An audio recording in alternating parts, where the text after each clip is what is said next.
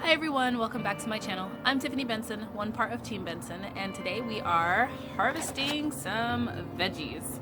One, because I want to make some southern greens, and two, because this garden is a little overwhelming right now.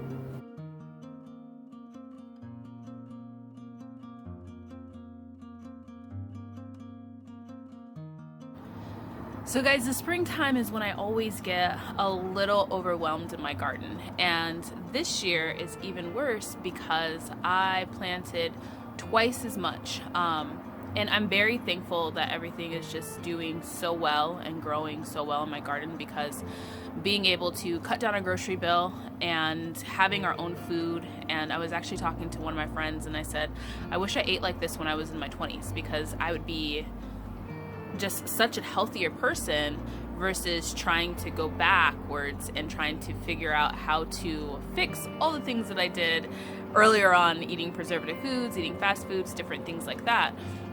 A lot of the things meals that I'm creating or problem solving. So whether we have upset stomachs because our stomachs have been used to eating preservative foods for years and years and years.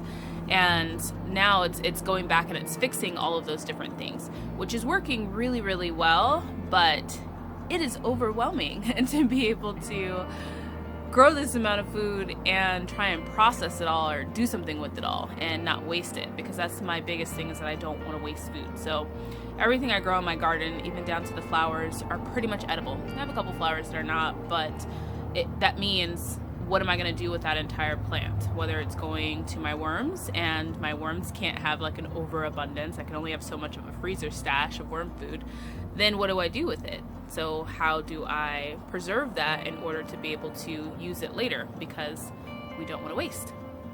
So that's just my little breakdown in my garden as I look at everything and think, this is crazy. And part of it is because right now I have things that need to be harvested, things that need to be planted, things that needed to be hardened off, things that need to be fertilized, things that don't need fertilization. Like, it's all one big thing right now going on in my garden. So we're just going to relax a little bit this morning and just pick dinner and a couple of other things. So guys, first up are some of these cherry tomatoes. If you guys follow me on Instagram, you'll know that I put up a post saying, when are these going to turn red? Like, there's so many of them and they just wanted to stay green, but they're now all starting to turn red. So I'm gonna go ahead and grab some of these. The next thing I'm gonna get to are some of these broccoli, because my broccoli is about to hit the end of its life as my okra inside is growing. So I'm gonna grab some of the last of the broccoli, and then I'm also going to probably tomorrow come in and grab all the broccoli leaves and decide what I can dry and what needs to go to the worms. It's a lot of little things off of one little side. So guys, I really enjoyed the microclimate that I created over here. This tomato plant got way bigger than I thought it was going to get, but that was a good surprise because it created this little microclimate. So right now it's really hot. It's pretty hot here in Arizona, and I'm only getting little florets on my broccoli, but every single time I come out, I'm getting little florets on my broccoli, and they're not bitter or anything like that. They're still sweet because of the microclimate that the tomatoes are casting. And then I just put a little bit of shade cloth on the front, and it kind of keeps it at its own little temperature that it's used to growing. So none of it is really bolting or anything like that, and the flavor isn't changing on the broccoli. So that's really nice. And then I just got a ton of little cherry tomatoes, which I'm excited about. I've been waiting for these cherry tomatoes so that I can cook them along with the Swiss chard. Now this snow pea is finally done. So I am going to go on here and grab the last of the snow peas and then also rip it out today, because its little friend is coming in its place. So I need to get the soil ready. So guys, I also really want to make sure that I don't come off as being ungrateful about my garden, because my garden did give me some hell in the beginning. It was during a time where, 2020 was hitting and everything was crazy, and I was somewhat fearful of just how I was going to provide food and good food for our family, because my business wasn't able to be opened, so we were down to one income, and I wanted to make sure that our bodies was as healthy as possible. So that means eating organic foods, eating fresh foods, different things like that that keep your body healthy. That's what I wanted to do. And on top of that, rats came in and destroyed my entire garden. So my fall garden was just completely and utterly destroyed. We had 45 days straight of 118 plus temperatures. So growing things out here was really, really difficult. And I had a late start once 2020 hit, or once the whole situation hit with the pandemic, because we were planning to go out of town to go on vacation, so I didn't have a garden put in. So normally all the things that you guys see here wasn't really put in my garden because we were planning on being out of town over the summer. So having this now does really make me happy and really make me feel blessed, because now I know for sure that we have medicines growing, we have food growing, we have organic food growing, and there's a way for us to keep, you know, our food and just sustainability going. So I just wanted to add that. Now for the peas, these peas look terrible, but what's nice about them is that inside of here, the peas are now fully developed. So instead of eating these, since they are completely just done, I am actually going to save seeds. So that's exciting and kind of like a little bit of a fun surprise, because I haven't looked at these peas because we've had so many peas that I didn't realize that they had got this big. So I'm pretty excited to see my first 3 little red tomatoes over here on this beef steak, I think is what it's called. I buried the tag somewhere, but it's gonna be my larger tomatoes, although these ones are really small that are red. But I do need some more tomatoes for my dish, so I'm gonna go ahead and take these, and hopefully that will encourage these to start ripening.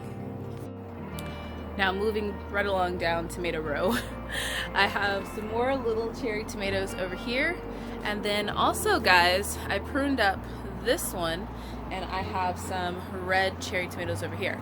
So I'm going to go ahead and grab those, and I think that'll be enough tomatoes to go with my Swiss chard. Now one thing I'm really excited for are my first harvest of beans.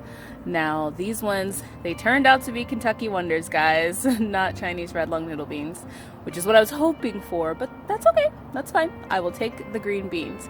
We only have a few because it just started putting off beans, and I only have actually 2 plants here. So I want to go ahead and grab these. Got maybe like 4 or 5 of them, and then I'm going to actually plant a Chinese red long noodle bean on the side, and on the side here, and then maybe here, and see if maybe I can grow those right alongside with them. Let me know what you guys think about that idea. Guys, there are only like 6 green beans here, but this has brought me more joy today than anything I could possibly imagine, because this little handful of green beans is a symbol of hope. And I say that because I struggled last fall with the pest, with the heat, with not being able to get my green beans started. We didn't have any fresh green beans from my garden for Thanksgiving, which hasn't happened in like 3 years or 2 years. And it was like the most heartbreaking thing to me, because this is the one thing that my husband loves the most. So if there's anything that makes me feel like a great wife, it's the fact that I come in with a big bucket of green beans and I say, I grew these for you.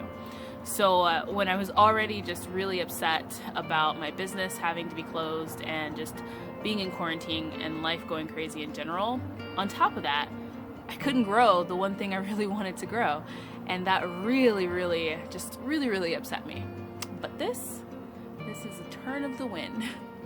It's gonna be a great year. And just a little update for you guys. The squash are getting bigger and bigger. There is something that ate my loofah, so I'm gonna have to plant some more seeds there. And this little guy is finally starting to turn red. It was supposed to turn yellow, but you know, hey, you win some, you lose some. Alright guys, so the transition process in my garden right now is crazy. It's hard to find a little bit of a walkway to get in here because I'm starting new things. I need to tear up other things. I need to redo some other things, and some of the things are starting to grow back out. Some of them are new starts, and it's just full. But one thing I'm so thankful for is this little bed of greens and this row cover that has been keeping all of this stuff so nice and healthy. Now, if you guys have watched my Tummy Tuesdays, you've heard me talk about if there's one way to keep your family surefired and healthy, it is to provide them with a good amount of greens in their diet.